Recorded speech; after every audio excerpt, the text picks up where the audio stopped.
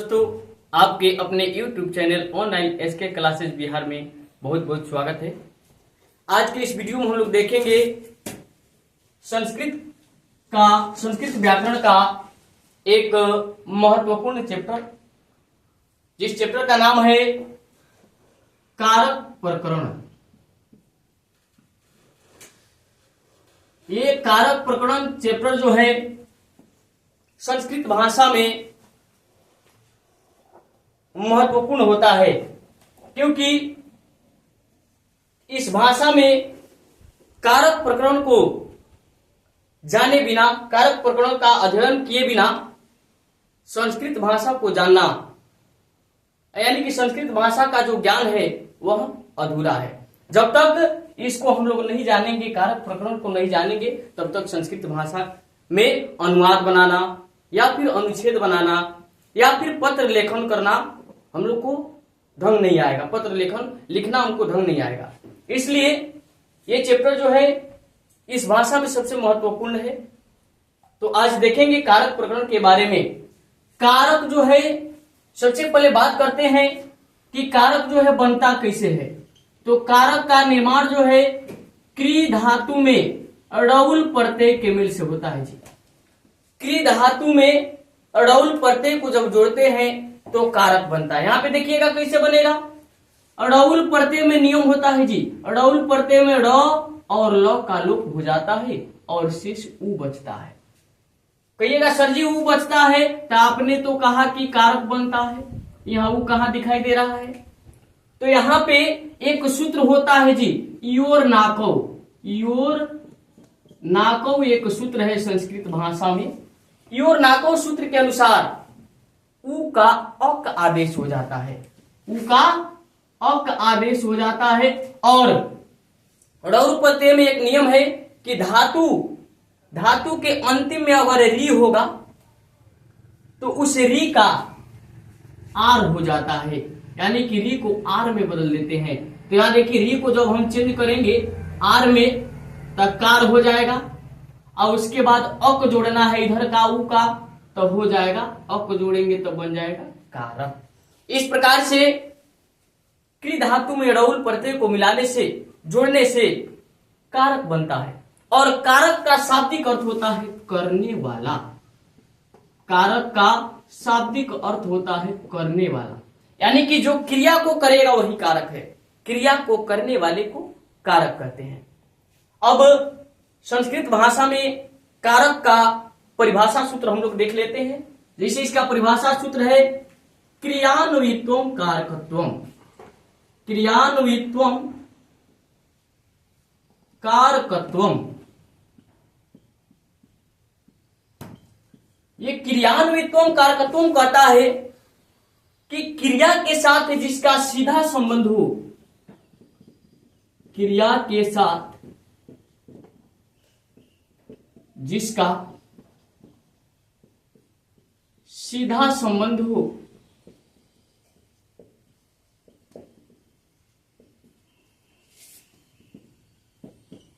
उसे कारक कहते हैं।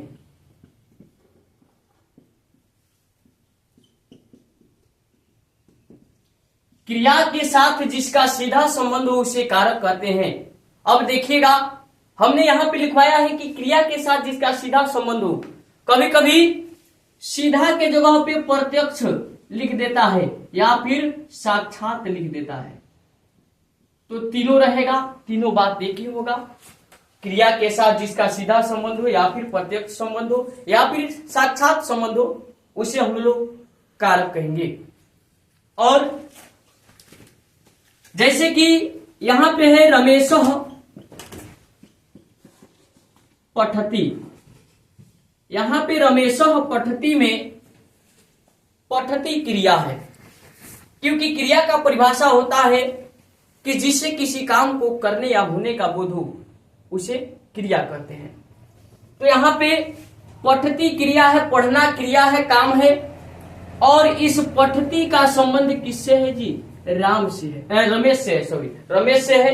क्योंकि पढ़ने की क्रिया कौन कर रहा है?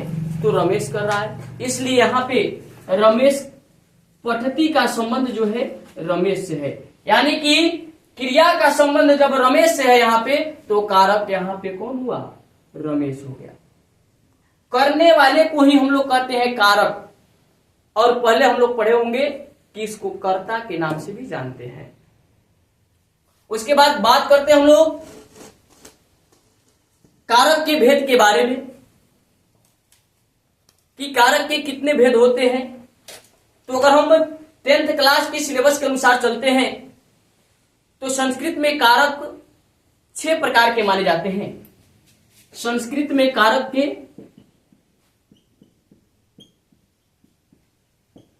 जो भेद हैं 6 होते हैं। कारक के 6 भेद होते हैं, लेकिन वहीं कभी कभी पूछ देता है हिंदी वाले सिलेबस में, हिंदी वाला भाषा में पूछ देगा कि हिंदी में कारक कितने होते हैं, तो हमको बताना है कि हिंदी में 8 गो होता है।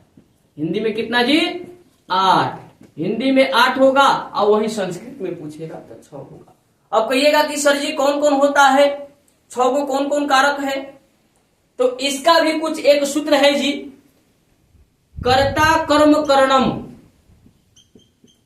कर्ता कर्मम करणम च संप्रदानम तथैव च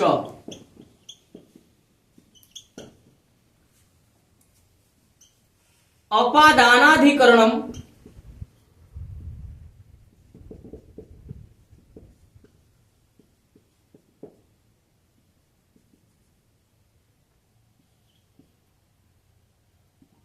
कारकाणि षट् भवन्ति। कर्ता कर्मम करणम च संप्रदानम तथैव च अपादानाधिकरणम कारकाणि षट् भवन्ति। यानी कि संस्कृत में कौन कौन से 6 कारक हैं यहाँ पे आपको दिखाई देगा। पहला है कर्ता, दूसरा कर्म, तीसरा करण, चौथा संप्रदान, 5वां आपादान, और 6ठा है अधिकरण कारक। अब यहां पे कहिएगा कि सर जी किन किन कारकों को इनमें से हटा दिया गया है और क्यों हटा दिया गया है? तो यहां पे संबंध कारक और संबोधन कारक जो कि हिंदी में माना जाता है, इसको 8 प्रकार का माना जाता है, उसमें आता है हिंदी में संबंध और संबोधन।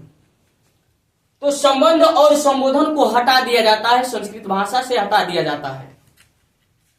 कहिएगा क्यों हटा दिया जाता है? तो क्योंकि अभी अभी इसका परिभाषा हमने देखा कारक प्रकरण का, क्रियान्वित्वम कारकत्वम, कि क्रिया के साथ जिसका सीधा संबंध होगा उसे ही हम लोग कारक करते हैं। लेकिन यहां संबंध कारक और संबोधन कारक का क्रिया के साथ सीधा संबंध नहीं होता है, इसीलिए इन दोनों को कारक नहीं माना जाता है संस्कृत भाषा में। लेकिन फिर भी अनुवाद की सरलता के लिए, अनुवाद बनाने के लिए, क्योंकि अगर मान लीजिए 6 प्रकार का मानते हैं, कारक 6 प्रकार का माना जाता है, और अगर 6 ही हम पढ़ेंगे, अगर 6 पढ़ लेते हैं और 6 पढ़ने के बाद 8 कारक से अगर अनुवाद दे दे, तो 8 कारक से अनुवाद बनाना हमारे लिए मुश्किल हो जाएगा जब नहीं पढ़ेंगे तो। इसलिए अनुवाद की सरलता के लिए, अनुवाद को सीखने के लिए हम 8 प्रकार के कारक को पढ़ते हैं। लेकिन वास्तव में संस्कृत में कारक कितने होते हैं? 6 ही होते हैं। वही हिंदी में पूछेगा तो 8 कहेंगे। उसके बाद हम लोग देखेंगे ये जितने भी कारक हैं, इन कारकों के कारक चिन्ह देखेंगे। जैसे होता है इसमें विभक्तियां सबसे पहले होती है, प्रथमा विभक्ति, द्वितीया विभक्ति, तृतीया विभक्ति, चतुर्थी विभक्ति, पंचमी विभक्ति, षष्ठी विभक्ति और सप्तमी विभक्ति। तो यहां से भी प्रश्न बनता है जी, ऑब्जेक्टिव में एक एक टॉपिक से क्वेश्चन बनता है, सवाल बनता है। यहां पूछ देगा कि विभक्तियां कितनी होती हैं, तो देखिए विभक्ति कई वो है जी, सप्तमी तक यानी कि 7 वो है। संस्कृत में विभक्तियां 7 होती है और संस्कृत में कारक 6 माने जाते हैं। तो यहाँ पे कारक चिन्ह के लिए सबसे पहले हम लोग देखते हैं विभक्ति, जो कि विभक्तियां हमारी 7 होती हैं। उसके बाद यहाँ पे कारक लिख देते हैं। कारक में आता है सबसे पहले कर्ता, उसके बाद कर्म, उसके बाद करण, उसके बाद संप्रदान, उसके बाद अपादान, उसके बाद संबंध, उसके बाद आता है अधिकरण, उसके बाद आता है संबोधन। और इस प्रकार से ये पूरे 8 कारक होते हैं। लेकिन हमने अभी भी बताया है कि 8 को किस में मानेंगे, हिंदी में मानेंगे 8 कारक। और उसके बाद इसका चिन्ह जो है, सभी कारकों का अलग अलग चिन्ह है। जैसे कर्ता कारक का चिन्ह है ने, कर्म कारक का चिन्ह है को, करण से लगाव के अर्थ में इसका प्रयोग किया जाता है।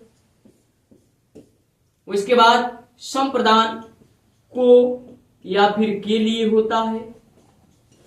उसके बाद अपादान से अलगाव के अर्थ में इसका प्रयोग किया जाता है। उसके बाद संबंध है, संबंध का के की या फिर रा रे री।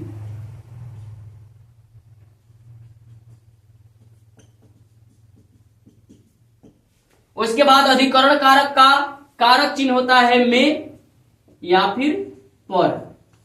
उसके बाद संबोधन हे, ओ, अरे। और संबोधन कारक में जहां भी हे रहता है या फिर ओ या फिर अरे रहता है, इसके साथ एक चिन्ह रहता है जो कि ऐसे आपको देखने को मिलता है। इस चिन्ह का नाम है विस्मयादि बोधक चिन्ह। और ये विस्मयादि बोधक चिन्ह वहीं पर लगता है जहां पे किसी को पुकारा जाता है, किसी को संबोधित किया जाता है। तो आज के लिए इतना ही हम लोग पढ़ेंगे। फिर अगले वीडियो में हम लोग देखेंगे कर्ता कारक के बारे में जानेंगे। ये प्रथमा विभक्ति कर्ता कारक जिसका चिन्ह है ने, उसके बारे में अगले वीडियो में देखेंगे। तो आज के लिए इतना ही। जय हिंद, जय भारत।